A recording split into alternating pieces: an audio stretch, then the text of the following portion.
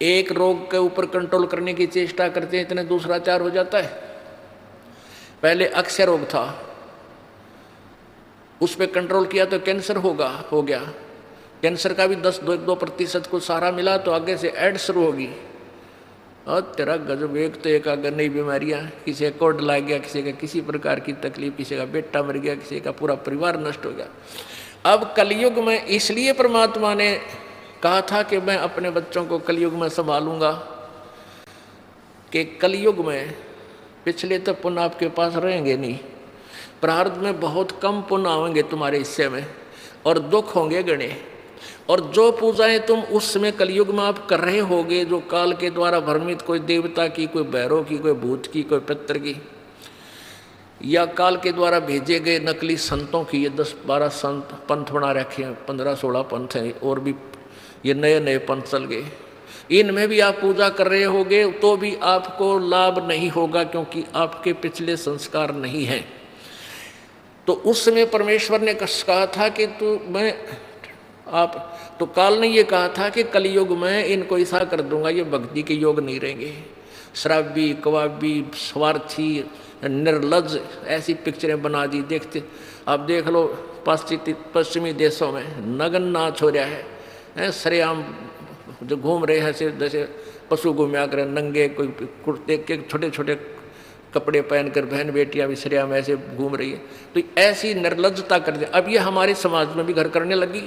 पहले ओठों पर लिपस्टिक, ये नाखून पॉलिश और उस तरह के लटक मटक, ये पाउडर चटक मटक, ये कोई बहन बेटी हमने करती नहीं देखी। ऐसी वो वैसा ही किया करती थी, उनको घटिया औरतें माना करते थे। और आज देख लो, जब कोई भी पीछे नहीं रही बहन बेटियां, इसी बूंदी पॉलिश लाऊंगी, पूरे नौ न लाल कर लेंगी, मुंह ऐसा बूंदा लाल, देखते बूंदा शक्ल भी ना अच्छी लगे। तो इस तरह की ड्रामाबाजी इस काल ने करवा दी, हमें निर्लज बना दिया। और सरेआम डांस करती हैं ब्याह शादी में, बेटियां नाचे, बूढ़े बाप नाचे, बूढ़े बेटी नाचे, बूढ़े माँ नाचे। अरे थरा गजब, इधर वैसा ही नाचा करती थी कि तो बंद कोठों में, आज सरेआम नचा दिए काल ने हमारे को, हम निर्लज हो गए। अब इस समाज को देखो, कल बताया था आपको कि इस शिक्षा का अवगुण घना है, लाभ एक है, और ये लाभ सब अवगुणों को सेट कर देगा। कि अवगुण ये है कि निर्लज्जता, चातुरता, हम एक दूसरे के जो है ना प्रिय नहीं रहे, अपनी चतुरता के कारण काग बन गए। काग क्या करता है कि जैसे कौवा होता है, गधे की चोंच कमर टूटी होती है और उस दुखती उस जख्म को ही दूनी चोंच मार मार कर उससे खाता है। हम इस चतुरता के कारण रिश्वत लेते हैं, किसी का काम नहीं कर अधिकारी, पैसा लेने के लिए उनको 100 ऑब्जेक्शन लगा कर चक्कर कटाते रहते हैं। कोई 2 का 20 बनाते हैं, सब घी में मिलावट, दूध में मिलावट, सब्जी में, हर चीज़ में मिलावट। कहते हैं ऐसा इंजेक्शन लगाते हैं, बेल का तोरी तड़का इतनी लंबी हो ही पावे। थरा गजब वही, सिर्फ वो बेचन खातिर कि थारा पैसा, तुम्हें पैसा मिल जाए, हुकंड क्रुक। तो ये चतुरता आ गई। अब डॉक्टर लोग देख लो, सभी तो नहीं हुआ करते, लेकिन 80% इतना जुल्म करते हैं। 2 रुपये का 100 रुपये मांग ले, 200 मांग ले, कोई टाल नहीं, 500 मांग ले, 1000 गरीब आदमी से। और भी किसी स्तर में देख लो आप, कोई पीछे नहीं रह रहा।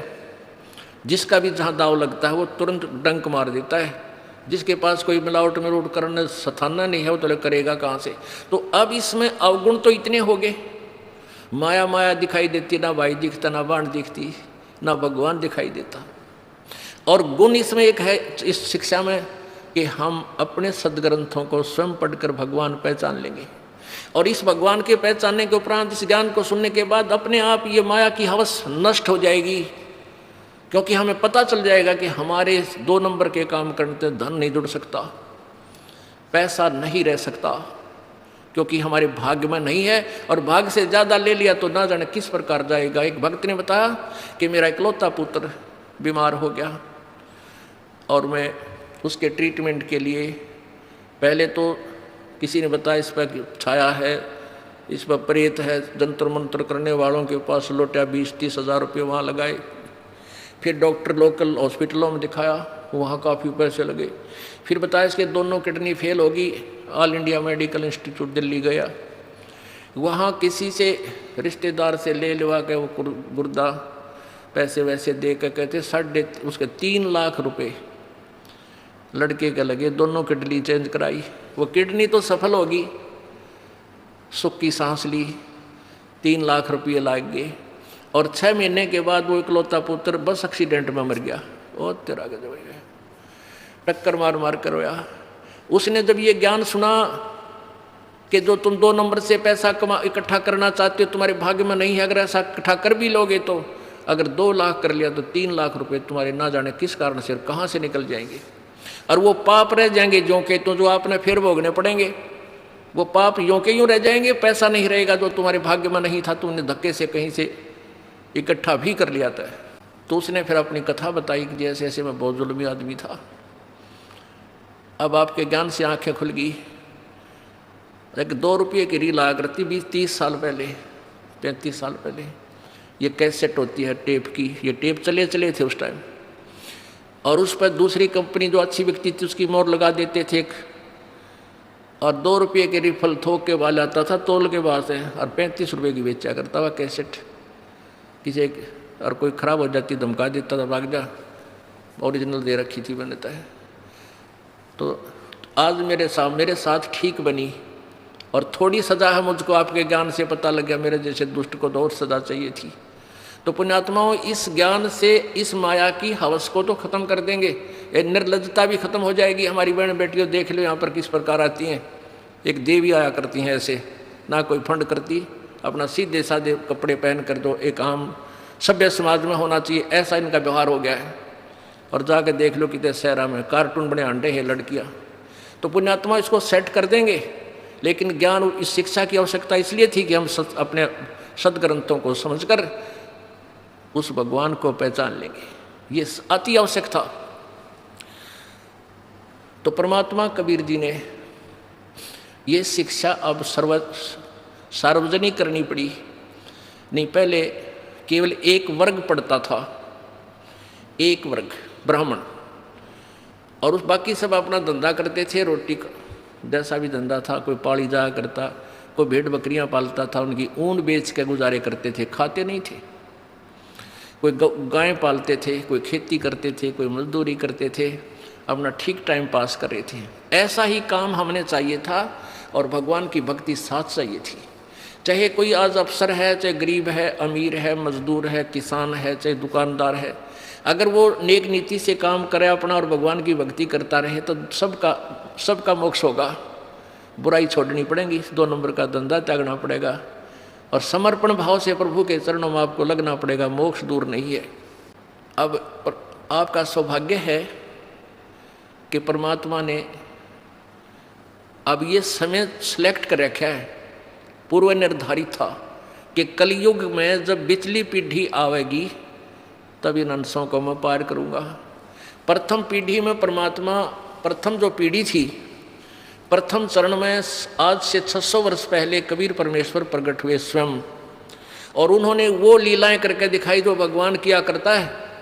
जैसी लीलाएं कबीर परमेश्वर ने की, आज हमारे वेद बताते हैं कि वो परमात्मा ऐसे आता है, छोटा सा शिशु रूप धारण करके आता है, फिर उसकी परवरिश कुंवारी गांव से होती है, वो बड़ा होकर के फिर अपना ज्ञान प्रचार करता है, उसको लोग कवि कहने लग जाते हैं, वो एक सुप्रसिद्ध कवि की उपाधि प्राप्त करता है, लेकिन वो परमात्मा होता है, और वो ऊपर तीसरे धाम में रहता है, सतलोक में रहता है, और वहाँ से चल कर आता है, गति करके आता है, अपनी प्यारी आत्माओं, श्रेष्ठ आत्माओं को मिलता है। और जो उसकी शरण में आ जाते हैं उनके सर्व रोग, हर तरह के किसी प्रकार की बीमारी है घर में, शरीर में, या कोई और आपत्ति है, कर्म दंड है, उन सब को नाश करके उनको सतभक्ति देता है, सुखी करता है, और सतभक्ति करवा के उनको सतलोक ले जाता है। वो था पहला चरण। तो उस समय परमात्मा ने आकर अपनी अमृत वाणी में, सूक्ष्म वेद में, कबीर वाणी में, सच्चिदानंद घन की वाणी में ये सारी सृष्टि रचना, ब्रह्मा विष्णु महेश की उत्पत्ति, ब्रह्म की उत्पत्ति, अक्षर पुरुष की उत्पत्ति, और सतभक्ति कैसे करनी चाहिए, कौन है वो परमात्मा जो पाप नाश कर सकता है, ये अपनी महिमा आप ही आकर बताई।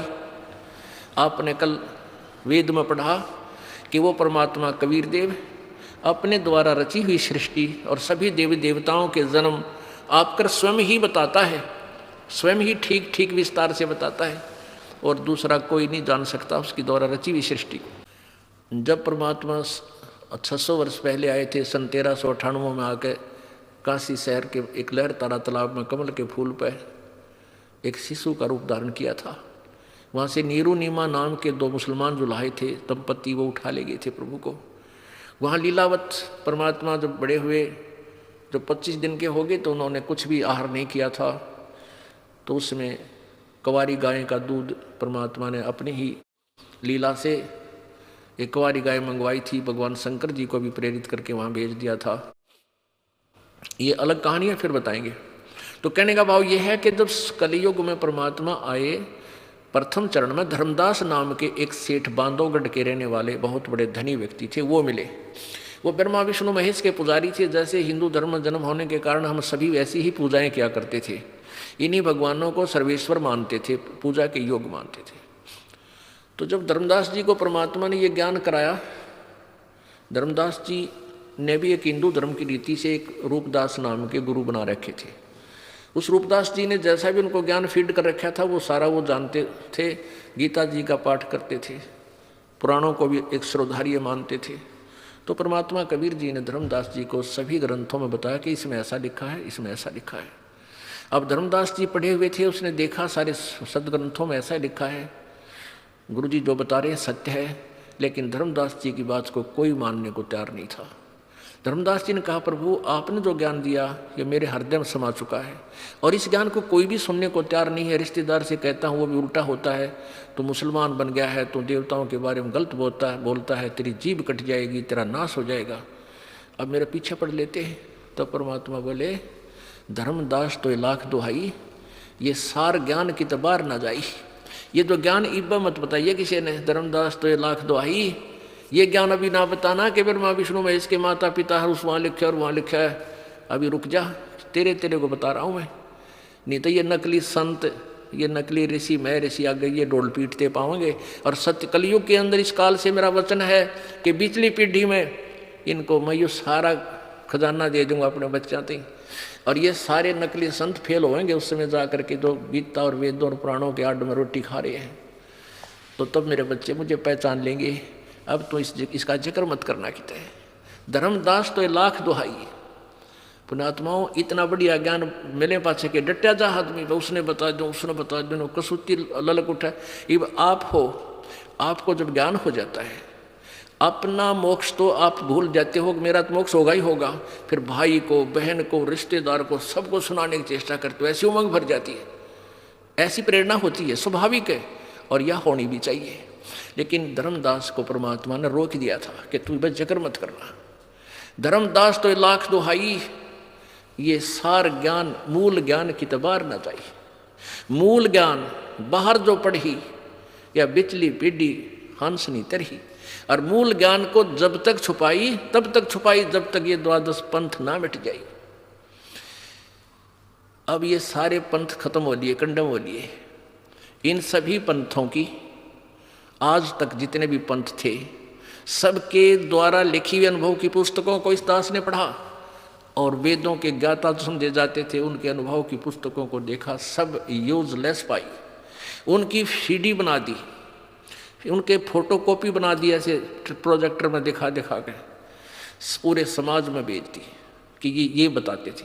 अब ये कह नहीं सकते कि हम ऐसा ज्ञान नहीं देते थे, क्योंकि उन्हीं की पुस्तक उन्हीं के द्वारा दास ने बोलकर सुनाकर सबके सामने रख दी।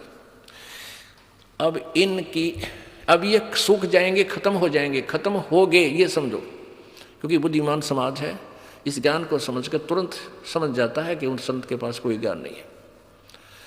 अब ये सभी पंथ नष्ट हो जाएंगे। कैसे होंगे? धीरे धीरे, थोड़ा समय लगता है, लेकिन हो जाएंगे। जैसे पहले हम छोटे छोटे थे, वर्षा के दिनों में कहीं खेतों में, किसान के घर जन्म था इस दास का, तो खेतों में जैसे किसी ने आम खाया और फेंक दी गुठली, वो वर्षा ऋतु में फिर वो उग आते थे। वो कहीं किले के बीच में, कहीं पर ऐसे छोटे छोटे पौधे उगाते थे।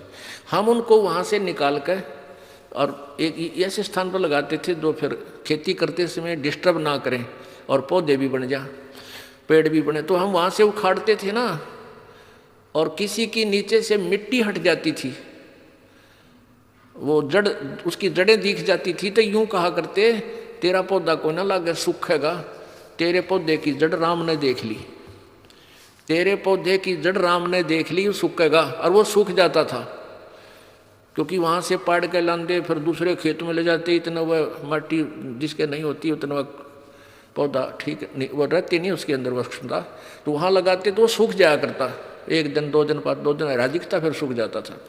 तो अब इन सभी पंथों की जड़ राम को दिखा दी, परमात्मा को ने, इस दास ने इनकी जड़ दिखा दी समाज को कि इनके पास ये धन था, तुमने मूर्ख बना रहे थे, ना कोई भक्ति का पता, ना ज्ञान का पता, ना कोई इनके पास मंत्र सही, ये आपको काल के जाल में फंसाएंगे। तो अब ये परमात्मा ने कहा था कि धर्मदास तो 1,00,000 दुहाई, ये सार ज्ञान, ये मूल ज्ञान की तबार ना जाई। और फिर ये कहा था कि मैंने तेरे को ये सारे मंत्र दे दिए, ये तीनों मंत्र दे दिए थे धर्मदास जी को परमात्मा ने, ओम, तत् और सत। तत् भी सांकेतिक है और सत भी सांकेतिक है। अब परमात्मा ने कहा था कि ठीक है, इस ओम और तत् जो दूसरा मंत्र है ये तो तू डिक्लेयर कर भी सकता है, लेकिन सार शब्द जो तीसरा मंत्र है, जो सत शब्द है, जो सत तीसरा नाम है, उसके विषय में तू जिक्र मत करिए, किसी को मत बताना। धर्मदास तो 1,00,000 दुहाई, ये सार शब्द की तो बार न जाई, सार शब्द बार जो पढ़ी, बिचली पीढ़ी हंस नहीं तरी। अब आज तक इस पूरी पृथ्वी पर ये 2 मंत्र का जाप तो सार्वजनिक पहले भी हो चुका था इस गरीबदास पंथ में। कबीर जी ने भी अपनी वाणी में लिखा है, ओम और दूसरा मंत्र जो तत् है, ये दोनों मिलकर सतनाम बनता है। लेकिन इसको ना कबीर पंथी समझ सके, ना गरीबदास जी वाले समझ सके ये मंत्र क्या है, और में मंत्र देते रहे, और वो क्लियर लिखा हुआ है, लेकिन सार शब्द फिर भी गुप्त रखा है। धर्मदास तो 1,00,000 दुहाई, ये सार शब्द की दबार न जाही, इस सार शब्द के बारे में केवल इस दास को अधिकार है आपको देने का, इससे पहले किसी को अधिकार नहीं था। और अब ये सारे आपको सब मंत्र मिलेंगे, आपका मोक्ष होगा। आपका सबसे बड़ा सौभाग्य है कि आपका जन्म इस कलयुग में हो गया, उस चरण में आज बैन उठ गया इस काल का, आप सभी पार होगे, चाहे कोई मजदूर है, चाहे कोई सेठ है, चाहे राष्ट्रपति है। यदि वो सतभक्ति और समर्पण भाव से करेगा तो सभी की जहाज में बैठकर सतलोक जाएंगे। ये ऐसा मंत्र है, आपको दिया जाएगा, ऐसा ज्ञान है। सबसे पहले आपको विकार रहित किया जाएगा, सब बुराई छुटाई जाती है, बीड़ी, शराब, मांस, तम्बाकू, चोरी, चप्पा, ये रिश्वत वगैरह, ये सारी त्यागनी पड़ेंगी। फिर देखना तुम्हारे घर में बरकत, कितना आपको सुख देगा भगवान, आप सोच भी नहीं सकते। और आप ये सोचा करोगे सचमुच परमात्मा सुना करते ऐसा सुख देता है, आपके घरों में डेली होया करेंगे। जैसे कल आपने देखा, कल आपने सुना उस गरीब परिवार की कहानी कि मेरा छोटे से का बाप मर गया था और पिताजी की मृत्यु हुई, तो लोन ले रखा था बैंक से, वो लोन भर नहीं सका, हमारी बहुत खस्ता हालत थी, और माता अकेली रहेगी, कुमार वाली मजदूरी करे, और लोन आ गया कई हज़ार रुपये रोज़ाना, महीने 2 महीने में बैंक से वो लेटर आ जाए तुम्हारा इतना लोन है भर दो। तो उनकी माता गई थी वहाँ पर बैंक में कि भी ये तुम्हें पर्ची भेजी है, इसका सारा तो मैं नहीं भर पाऊँगी, और जो ब्याज रहित अगर लेना चाहो तो मैं दे सकती हूँ। इस तरह कोई सोच कर गई थी वह, कोई क्लियर करो तो कलर कहने लगा तुम्हारा बैंक में कोई लोन शेष नहीं है, तुमने सारा भर रखा है। वो उसके साथ शर्वरी है कि तू ढंग से नहीं देखता है, तुम कल ने फिर मेरे से हमारे पर और दुगना तिगना बना के भेज दोगी, तो ढंग से बता मेरे को। उनकी दोनों की लड़ाई, ऊंचे ऊंचे बोलने लगे। बैंक मैनेजर आ गया, कहने लगा बहन क्या झगड़ा है तुम्हारा? बोला जी मेरा हमारे यहाँ चिट्ठी भेज रखी तुमने हैं, और ये हमारे ऊपर लोन है, यूँ नो का लोन तुम्हारे पास है नहीं, तुम फिर इसका दुगना बना के भेजोगे, हम थोड़ा थोड़ा देना शुरू करें जैसा हमारी गुंजाइश है, कुछ कराएं इसका तो बताओ, मुझे क्लियर बताओ। बैंक मैनेजर ने बोला जा बहन जी मैं देखूंगा, मैं खुद चेक करूंगा। उसने खुद चेक किया, कंप्यूटर में देखा, कंप्यूटर में देखा तो कहने लगा तुम्हारा सारा लोन क्लियर है। वह फिर शर होगी न, बोले तुम मत बकाओ मेरे को, ये तुमने चिट्ठी भेज रखी। वह चिट्ठी उसने दी पाड़ और लिख कर दे दिया कि तुम्हारा कोई लोन नहीं है, समौर मार दी। बोलो सतगुरुदेव की। अब परमात्मा ने कैसी रजा करी, उनके अकाउंट तो लोन ने खत्म कर दिया, उनके अकाउंट में नहीं रहा, नहीं तो वो उनका ऊपर पड़ा कलर का बेचारा गए, मान लिया वो लिख के भी दे देते थे, तो उनके उस खात्या में सारा खत्म कर दिया। और परमात्मा ने के लाग गया देरी, वो घर भर दे परमात्मा आपका पैसे से, ये सत्कर मान लेना। ऐसे भक्त हमारे को बताते हैं जी मेरे एक बार 5,000 रुपये बढ़ गए, इतने पैसे धरे थे 3 बार गिन के गरीब आदमी, और 5,000 रुपये बड़े पाए। तो पुण्यात्माओं विश्वास रखना मालिक पे, 2 नंबर के धंधे करके दूने पाप कमाओगे और अंत में पापों की गाड़ी भर ले जाओगे। यहाँ परमात्मा आपके आने वाली आपत्तियाँ, जैसे आपके ऊपर कोई पाप कर्म के कारण कोई दंड आना, उसको भी खत्म करेगा। तो इसलिए परमात्मा बताते हैं अपनी महिमा, आप बताते हैं आजा बंदे शरण राम की फिर पाछे पछतावेगा। भाई आजा बंदे शरण राम की फिर पाछे पछतावेगा। इसलिए परमात्मा कह रहे आ जाओ तुम अब भी मेरी शरण में। जैसे गीता जी अध्याय नंबर 18 के, गीता जी अध्याय नंबर 18 के श्लोक नंबर 62 में गीता ज्ञान दाता कहता है कि अर्जुन तू सर्वभाव से उस परमेश्वर की शरण में जा, उसकी कृपा से ही तू परम शांति और शाश्वत स्थान यानी सत्यलोक को प्राप्त होगा। परम शांति कि वहाँ जाकर तुझे परम शांति होगी, वहाँ कोई कष्ट नहीं उस सतलोक में। वो कैसा है वो सतलोक? भाई शंखों लहर मेहर की उपजे कहर नहीं जा कोई, दास गरीब अचल अविनाशी सुख का सागर सोई। उस सतलोक के अंदर कोई दुख नहीं, किसी प्रकार का कोई कष्ट नहीं, बुढ़ापा नहीं। इस जीव के लिए सबसे बड़ा दुश्मन है बुढ़ापा। मृत्यु भी देखी जा, चल हो जाए तब एक दिन कट जा टंटा। ये बुढ़ापा है ना, ये रुआ ले से इस प्राणी को। और इस कलयुग में तो और ज़्यादा ना बालक अच्छे रह रहे, ना कोई ऐसी पुत्र वधुओं को ज्ञान रहा, बेटियों को जो थोड़ी बहुत दया धर्म भी वो खत्म होती जा रही है। तो इस प्रकार ये बुढ़ापा, इस समय का बुढ़ापा सबसे बड़ा कहर होगा आपके लिए।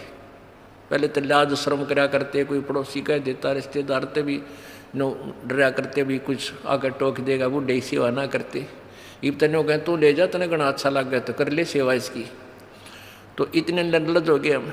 तो अब हमने भगवान की घनी जरूरत है, और सही भक्ति करेंगे तो बुढ़ापा आपका ऐसा कट जाएगा ना, बेरा बिना पटन दे भगवान। सौ तो दर्दा तो दूर करेगा, कोई आपत्ति आओगी हल्की सी करके टाल देगा आपको।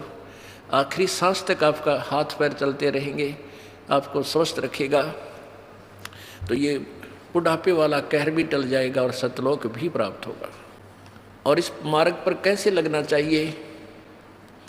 इस मार्ग पर हमने कितना समर्पण चाहिए, कितनी दृढ़ता चाहिए। बालकों का खेल नहीं है ये। हम एक तो स्वार्थवश लगे रहे, 2-4 काम हो गए, एक कार्य नहीं सरा तो मन में दोष आ जाता है, कोई लाभ नहीं हुआ। हमने टारगेट जो बना रखा होता है, अगर वो हो जाए तो हम समझते हैं भगवान ने ठाठ कर दिए। और हो सकता है जिस उद्देश्य से आप परमात्मा से डिमांड कर रहे हो और वो वस्तु आपके लिए आने वाले समय में आपके लिए हानिकारक हो, तो परमात्मा वो आपको देगा नहीं, वो नहीं देगा यदि आप भगवान से की शरण में हो। और आपको वो नहीं देगा क्योंकि मेरी आत्मा को ही बर्बाद कर देगा, लगे लगाए पौधे को नष्ट करेगा। और आप ये सोच लेते हो परमात्मा ने ये हमें लाभ क्यों नहीं दिया, और आप भगवान से दूर हो जाओगे तो आपका दुर्भाग्य होगा। इसलिए ये रह कर ज्ञान दिया जाता है कि आप रोगी हो और ये हॉस्पिटल है जन्म और मृत्यु के रोग को काटने वाला।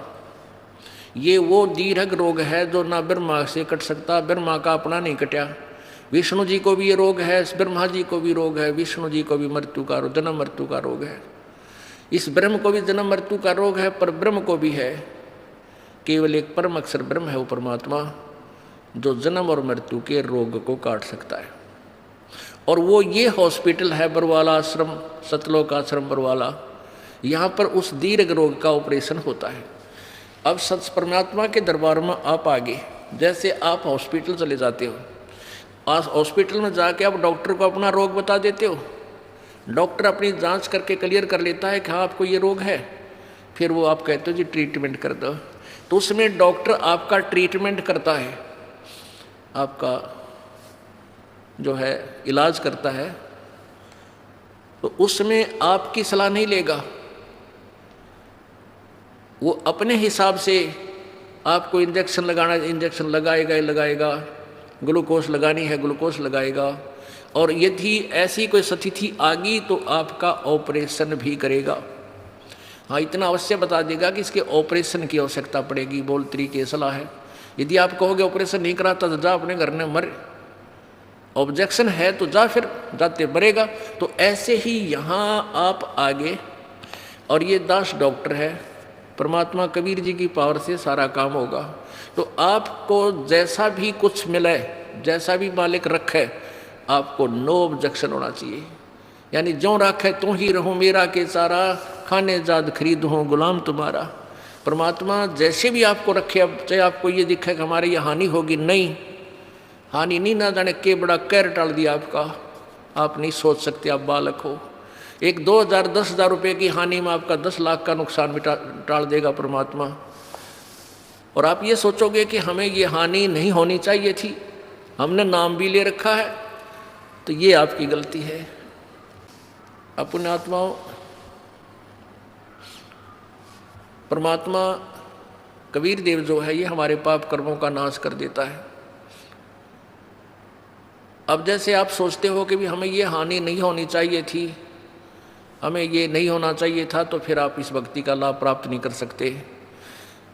जैसे आप यहाँ आए हो, आपको 1 2 3 लाभ तो परमात्मा कबीर जी अपने कोटे में तो देगा, ऐसा लाभ देगा आप सोच भी नहीं सकते कि मुझे ऐसा सुख हो गया भगवान, हे परमात्मा।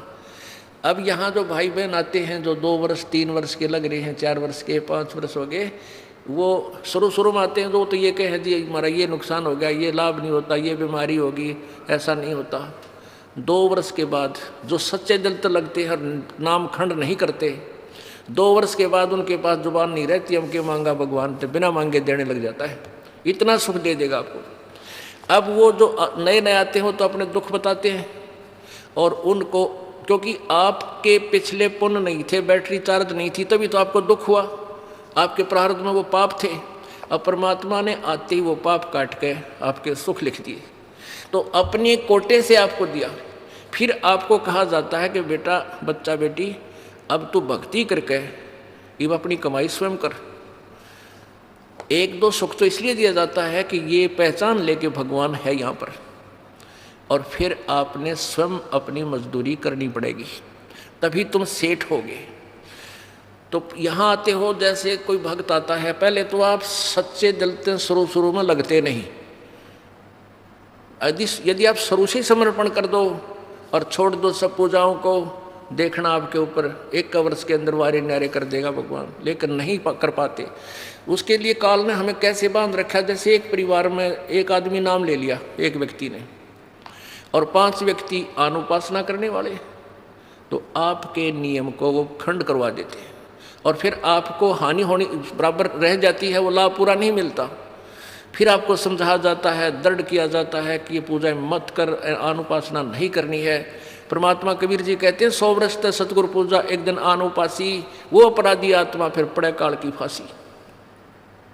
100 वर्ष आपने साधना कर रखी है, परमात्मा की साधना, सत्य साधना, एक दिन अनुपासना कर ली, अन्य देवी देवता क्रियाक्रम कर दिया, तो तेरा सारा नष्ट हो जाएगा। वो अपराधी आत्मा फिर पड़े काल की फांसी, यानी वो पिछला किया हुआ नष्ट नहीं होगा, लेकिन काल के जाल में फंस गया, नाम टूट गया, और काल फिर तेरे पिछले पुण्य के आधार पर तुझे नचाएगा, स्वर्ग में देवता बना देगा, ब्रह्मा विष्णु महेश बना देगा, पदवी दे देगा, फिर आपकी मलाई जो बैटरी डिस्चार्ज हो जाएगी, फिर गधे की योनि दे देगा, यानी काल की फांसी में फिर रह गया।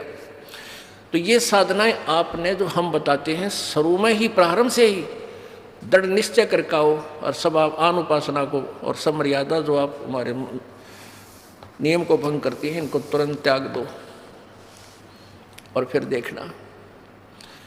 अब जैसे कोई भक्त आता है अनजान जो ज्ञान नहीं समझ रहे, वो कहते हैं जी मेरे को ना 4 महीने हो गए नाम लिए ने, मेरे को 10 महीने हो गए और मुझे कोई लाभ नहीं हो पा रहा, मैंने पाठ भी करा दिया, ज्योति भी बोल दी। उसके 2 कारण हो सकते हैं। एक तो ये है कि आपने बीच में कोई नाम खंड किया हुआ है या आपका नाम खंडित है। जब नाम कनेक्शन कट गया तो पावर आएगी नहीं, तो बिजली नहीं आएगी, तो आपके पंखे चले ना कूलर चले। दूसरा ये कारण हो सकता है कि आप जैसे सर्दियों के मौसम में आपने स्वेटर भी पहन रखी है, जूते भी पहन रखे और फिर भी आपको सर्दी लग रही है, तो क्या कारण है कि सर्दी घनी है। सर्दी घनी है तो उसका क्या उपाय है कि जर्सी और पहन, और जर्सी से भी सर्दी लग रही है तो कंबल और ले। उसका विकल्प यही है और तरीका नहीं। अब कोई ये कहे कि मैंने स्वेटर भी पहन रखी और फिर भी सर्दी लगती है, क्या फ़ायदा हुआ, मैं तो स्वेटर निकाल कर फेंक देता हूँ, तो वो बोली बूझ होगा। तो अब आपने नाम ले लिया, आपने ज्योत भी चढ़ा दी, ज्योत भी लगवा दी, धर्म पाठ भी करवा दिया, और फिर भी आपके ऊपर थोड़ी बहुत आपत्ति है, तो पाप कर्मों की सर्दी बहुत भयंकर है। यदि देखो आपने कंबल ओढ़ लिया, कंबल ओढ़े हुए हो और फिर भी सर्दी लग रही है, तो क्या उस कंबल को फेंक देने से सर्दी खत्म हो जाएगी? नमूनिया होगा। कंबल ने जितना उसकी क्षमता थी उतना प्रोटेक्शन आपका कर रखा है। अगर ये कंबल भी ना होता इतनी सर्दी में तो नमूनिया हो जाता आपको। तो ऐसे ही आपके ऊपर पाप कर्मों की सर्दी घनी है, और इतना कुछ धर्म करने के बाद भी थोड़ा बहुत ठूँ ठा कितने हाथ पाँव ठंडे हो रहे हैं, तो क्या नाम छोड़ देने से आपको लाभ हो जाएगा? वो नाम रूपी कंबल को फेंक देने से, धर्म रूपी कंबल को फेंक देने से आपको हानि होगी। उसका तरीका है कि और बढ़ा, रजाई ओढ़नी पड़े रजाई ओढ़, और आग बाल कर सेंकना पड़े तो आग बाल कर, हाथ पैर सेंक कर अपना गर्मी प्राप्त कर। तो ऐसे ही इसी तरह धर्म और बढ़ा, पुण्य बढ़ा, पाठ और कर, जोत चढ़ा। जैसे एक टेबलेट थे, पेट का दर्द ठीक ना हुआ 2 ले, एक दिन बना हुआ तो लगातार 1-1 महीने भी गोलियां खानी पड़ जाती, जब वो इलाज होगा उसी तरीके से। तो आपका जो ये पाप रूप कर्मी जो कर्म रूपी सर्दी से आप जो परेशान हैं, इसका यही तरीका है, और इसमें आपने पीछे नहीं हटना, आगे को बढ़ना चाहिए। और जिनके ये परमात्मा की खटक लग जाती है उनकी क्या स्थिति होती है।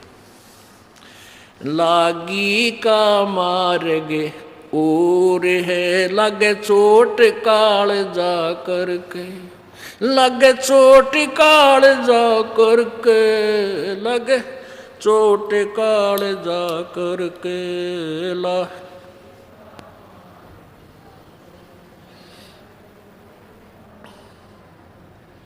बन बीच भरतरी भूप ने एक मारा ताण निशाना, बन बीच भरतरी मारा ताण निशाना। कोई घड़ी सदी थी आवन की, साधु का हो गया आना। कोई घड़ी सदी थी आवन की, साधु का हो गया आना। कोई मुआ मर्ग जवा दियो, नत तारे धरो न बाणा। कोई मुआ मर्ग जवा दियो, नत तारे धरो न बाणा। जिंदा कर दिया डोर था, शिष बण्या परीक्षा करके, शिष बण्या परीक्षा करके, शिष बण्या परीक्षा करके। लागी का मार्ग और है, लग चोट काल जा करके, लग चोट काल जा करके। लागी का मार्ग और है, लग चोट काल जा। गोपी चंद योगी हो गए, जिन ले लिया भगमा बाणा, गोपी चंद योगी हो गए जिन ले लिया भगमा बाणा। गुरु महल जनान भेज थे, भिक्षा का भोजन लाना। गुरु महल जनान भेजते, डोडी पे अलख जगाना। भोजन 3600 छोड़ के, भिक्षा का भोजन खाना। व्यंजन 3600 त्याग के, भिक्षा का भोजन खाना। तन पड़ गया कमजोर था, ना खाया उदर भर के, ना खाया उदर भर के, ना खाया उदर भर के। लागी का मार्ग और है, लग चोट काल जा करके, लग चोट काल जा करके। लागी का मार्ग और है, लग चोट काल जो करके। बाजीद कहे उठाओ ऊंट को, लोग कहें ये मुआ। बाजीद कहे उठाओ ऊंट को, लोग कहें ये मुआ। उठन आली चीज रही ना, गया ओड सलानी सुआ। वह उठन वाली चीज रही ना, गया ओड सलानी सुआ। कुछ नक्सक बिगड़ा है नहीं, बाजीदा अचरज हुआ। कुछ नक्सक बिगड़ा है नहीं, बाजीदा अचरज हुआ। जिन किया अचंबा गोर है, राज तजा काल से डर के। तजा राज काल से डर के, तजा राज काल से डर के। लागी का लग चोट काल जा करके, लागी का। सुल्तानी मगन बैराग में, जिन तज दिया बलख बुखारा। सुल्तानी मगन बैराग में, जिन तज दिया बलख बुखारा। कदे पालकिया में चालते, आज ठालिया गुदड़ बारा। कदे पालकिया में चालते, आज उठा लिया गुदड़ बारा। सब संगी छोड़ी रोवती रोवे था कुणबा सारा। सब संगी छोड़ी रोवती रोवे था कुणबा सारा। वहाँ शोर मचारण वास में, ना देखा पीछा फिर के, ना देखा पीछा फिर के, ना देखा पीछा फिर के। लागी का मार्ग लग चोट काल जा करके, लग चोट काल जा करके। लागी का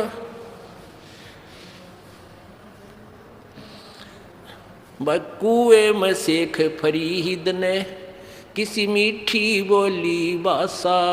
कुएं में शेख फरीद ने, किसी मीठी बोली बासा। तुम चुन चुन कागा खा ली, और मेरे हाडा पर का मासा। तुम चुन चुन कागा खा ली, और मेरे हाडा पर का मासा। मेरे दो नैना मत छेड़ियो, मोहे राम मिलन की आशा। मेरे दो नैना मत छेड़ियो, मोहे राम मिलन की आशा। जिन करी तपस्या गोर थी, वो होए आश्रय हर के। वो होए आश्रय हर के, वो होए आश्रय हर के। लागी का मार्ग लग चोट काल जा करके, लग चोट काल जा करके। लागी का करके, लागी का मार्ग जो और है, लग चोट काल जा। पीपा दरिया में कूद गए रजिन कैसी करी डठाई। पीपा दरिया में कूद गए रजिन कैसी करी डठाई। वो नर पाड़ा जीत गए रजिन सिर धड़की बाजी लाई। नर वो पाड़ा जीत गए जिन सिर धड़की बाजी लाई। कह मंगलानंद चेतियो तुम सोच समझ मेरा भाई। कह मंगलानंद चेतियो रे कुछ समझ सोच समझ मेरा भाई। बिन चेते यु झूठा शोर है कुछ जाइयो सुकर्म करके। कुछ जाइयो सुकर्म करके कुछ जाइयो रे सुकर्म करके। लागी का मार्ग और है लग चोट काल जा करके। लग चोट काल जा करके लग चोट काल जा करके लागी का। सत्साही। अब इस ये शब्द किसी भक्त अन्य उपासक जो था उसका बनाया हुआ है। फिर भी कथा कहानी जिसने भी जो जिस सत्र की भक्ति कर रहा है, प्रेरणा इन्हीं महापुरुषों से मिलती है जिन्होंने परमात्मा पाने के लिए समर्पण किया। और परमात्मा उन्हीं को मिला है जिन्होंने तन मन शीस उस परमात्मा को तन मन धन सब तेरा और तेरा तुझको अर्पण के लागे मेरा। अब तो आप आते हो माया मांगने, और एक दिन ऐसा दिखा दूंगा आप नो ऐसे लिया करोगे भर भर का जेब। आप मालिक के दरबार में उस देन आया करोगे, लेन नहीं, क्योंकि आपके द्वारा किए शुभ कर्म इतने प्रफुल्लित होंगे और आपको माया की के अवगुण का पता लग जाएगा। फिर भी इस माया को जोड़ जोड़ कर इसके लिए 2 नंबर का काम करके कर्म नहीं बिगाड़ सकते। तो समर्पण करोगे तन मन शीस ईस अपने पे। तन मन शीस ईस अपने पे पहले में चोट चढ़ावे। जब कोई राम भगत गत पावे हो जी। जब कोई राम भगत गत पावे हो जी। कहने का सारी कुछ प्रक्रिया आपको समझाने के लिए बताई गई है कि आप इस मार्ग पर लगो। उसी दिन से आप समर्पण कर दो या इस नाम को लो मत, इसको समझो। पहले हमने पुस्तक बना रखी है वो ले जाओ, बार बार उनको पढ़ो अच्छी तरह, उनको ज्ञान को समझ कर आओ। नाम लो, सतनाम तो तब तक मत लेना जब तक आप इस ज्ञान को पक्का दृढ़ नहीं समझ चुके हो। इसलिए हम लेट करते हैं।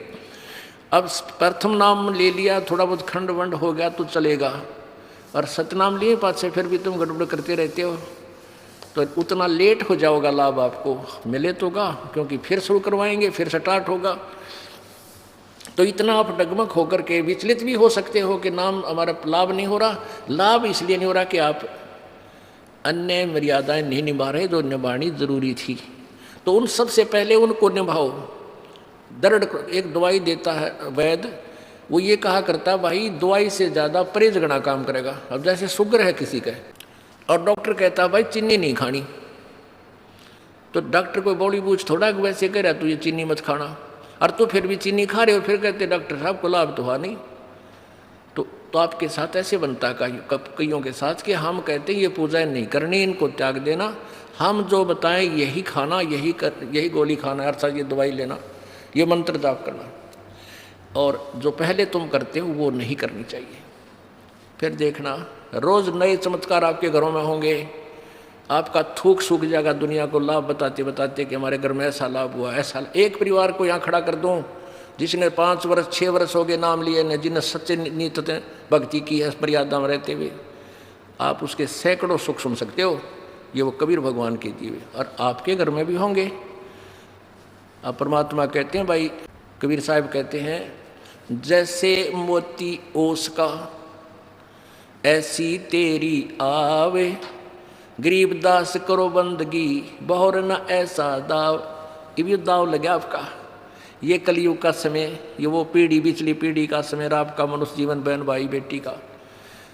और अब कहते समझा है तो सिर धर पाओ, बहुर नहीं रे सादाओ।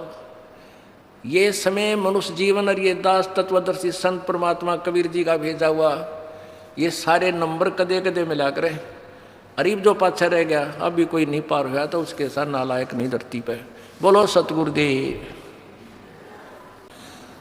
परम पिता परमेश्वर सर्वशक्तिमान सर्व सृष्टि रचनहार बंदी छोड़ कबीर साहब कबीर देव अल्लाहू अकबर,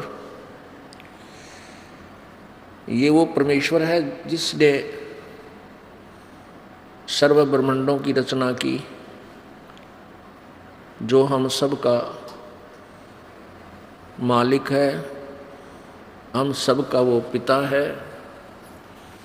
ये वो परमात्मा है जो बनारस में काशी शहर में भारतवर्ष की पवित्र भूमि पर काशी शहर के अंदर एक लहर तारा नामक तालाब के अंदर विकसित कमल के फूल के ऊपर एक नवजात शिशु धारण करके वो परमात्मा प्रकट हुए। वो परमात्मा अपने सतलोक से चलकर यहाँ आते हैं, अपनी प्यारी आत्माओं को, श्रेष्ठ आत्माओं को, दृढ़ भक्तों को आकर मिलते हैं और इस काल के द्वारा फैलाए गए अज्ञान को समाप्त करने के लिए उन अपनी प्यारी आत्माओं को अपने द्वारा रची हुई सृष्टि तथा संपूर्ण आध्यात्मिक तत्व ज्ञान से परिचित कराते हैं।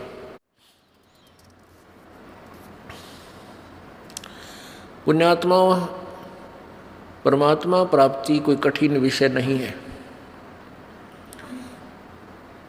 क्योंकि परमात्मा प्राप्ति के लिए मानव शरीर हो, पूर्ण संत हो, पूर्ण संत से उपदेश प्राप्त हो और आपकी सच्ची श्रद्धा